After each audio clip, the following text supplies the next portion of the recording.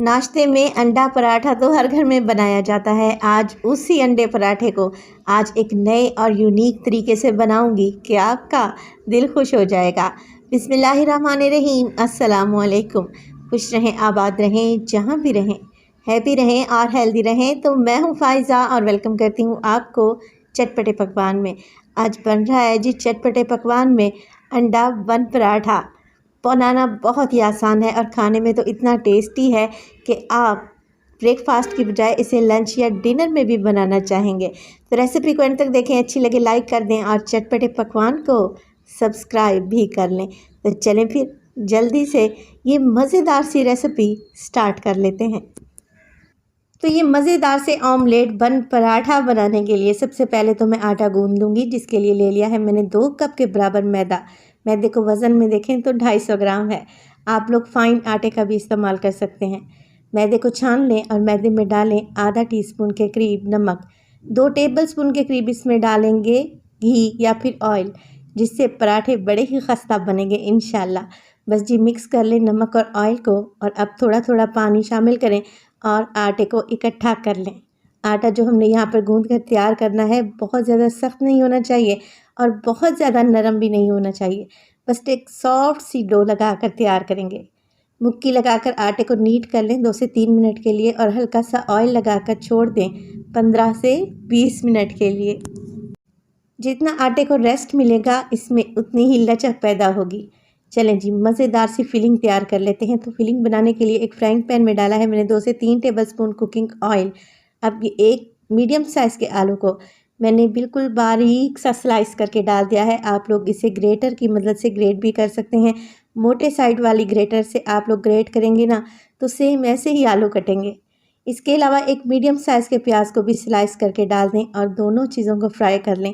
आलू कच्चा इस्तेमाल कर रही हूँ तो इसे हल्का सा फ्राई करेंगे ताकि ये ट्रांसपेरेंट हो जाए, थोड़ा सा गल जाए। इसके बाद इसमें डालेंगे शिमला मिर्च। तो मैं रेड और ग्रीन दोनों शिमला मिर्च का इस्तेमाल कर रही हूँ। आपके पास जो अवेलेबल हो आप डाल सकते हैं। शिमला मिर्च अगर नहीं भी है तो आप इसे स्किप भी कर सकते हैं। मिक्स करेंगे और 2 से 3 मिनट के लिए मज़ीद भून लेंगे। अब सब्जियों में डालेंगे आप अपने टेस्ट के मुताबिक नमक। में 1/4 टीस्पून नमक, 1/4 टीस्पून इसमें काली मिर्च का पाउडर और कुटी हुई लाल मिर्च भी डालूंगी 2 से 3 चुटकी। जितना तीखा आप लोग खाना पसंद करते हैं उसी हिसाब से नमक मिर्च बराबर कर लें। चाहे तो बारीक कटी हुई इसमें हरी मिर्च भी डाल सकते हैं। मिक्स कर लेंगे मसालों को सब्जियों में और इसके बाद हम इसमें डालेंगे 2 अदद अंडे। अंडे आप अपने हिसाब से कम या ज़्यादा रख सकते हैं, मगर इतनी सब्जियों के लिए 2 अंडे काफ़ी रहेंगे। अंडे डालेंगे और मिक्स कर लेंगे। अब देखें ऑमलेट बनाने का ये सबसे आसान तरीका है, हेल्दी भी है और मज़ेदार भी है। अंडों को अच्छे तरीके से मिक्स करें और फ्राई कर लें। फ्राई करने के बाद हम इसमें डालेंगे ढेर सारा हरा धनिया फ्रेशनेस के लिए और अच्छे कलर के लिए और फ्लेम को ऑफ़ कर देंगे। सब्जियों और अंडों के इस मिक्सचर को आप लोगों ने ठंडा होने के बाद ही इस्तेमाल करना है।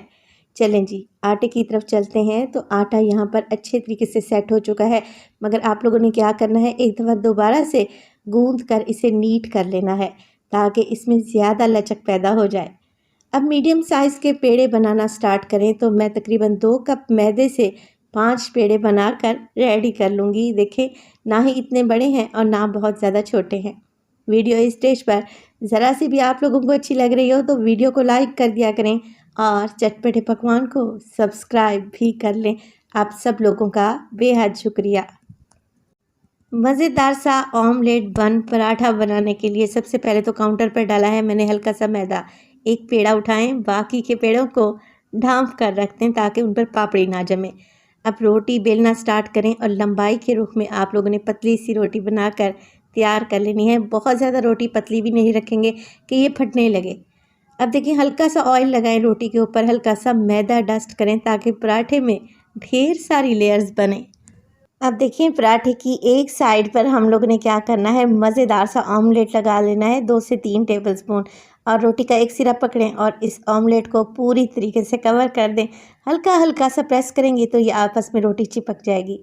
बस जी अब कुछ भी नहीं करना, रोटी को फोल्ड करते जाना है और इसकी तहें बनाते जाना है। देखें कुछ इस तरीके से।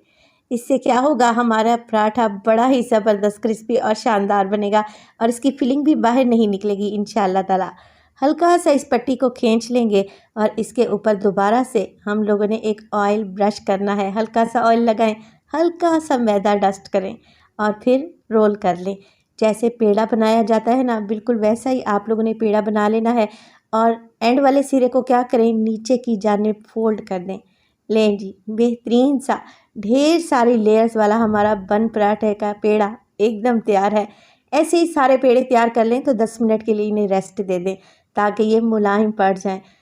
देखिए, ये पराठे ज़्यादा बड़े साइज़ के नहीं होते, तो हाथों की मदद से हल्का हल्का प्रेस करें। आप लोग बेलन का भी इस्तेमाल कर सकते हैं, मगर मैं आपको कहूँगी कि बेलन का इस्तेमाल ना करें, पराठे फट भी सकते हैं। हाथों की मदद से हल्का हल्का प्रेस करेंगे ना तो एक मीडियम सा बन पराठा तैयार हो जाएगा। तवे को मैंने पहले ही गर्म करने रख दिया था, बिल्कुल लो फ्लेम पर। तो एक ही टाइम पर मैं 2 पराठे बनाकर तैयार करने लगी हूँ, क्योंकि इनका साइज़ इतना बड़ा नहीं है। एक साइड से कच्चा पक्का कर लें तो साइड को चेंज करें और दूसरी साइड से आप लोगों ने इन पर ऑयल या फिर घी लगा लेना है। हल्का हल्का सा लगाएंगे, क्योंकि पराठे के अंदर भी हमने ऑयल का इस्तेमाल किया है। पराठा और अंडे तो हर घर में बनते हैं, मगर ऐसे तरीके से आप लोगों ने पहले ट्राई नहीं किया होगा। एक दफ़ा मेरे कहने पर ये मज़ेदार सा ऑमलेट बन पराठा बनाकर तैयार करें, यकीन करें खाकर मज़ा आ जाएगा। ऊपर से क्रिस्पी और अंदर से है ढेर सारी फिलिंग के साथ ये मज़ेदार सा बन पराठा। दोनों तरफ से अच्छा गोल्डन होने दें पराठे को, ताकि ये अंदर तक सिक जाए। बिल्कुल लो फ्लेम पे पराठे फ्राई करने हैं आप लोगों ने। और ये देखें जी, मज़ेदार से बन पराठे हमारे बनकर एकदम तैयार हैं। आप इससे बड़ा साइज़ भी पराठे का बना सकते हैं और इससे छोटा साइज़ भी रख सकते हैं, तो जैसे आपका दिल करे।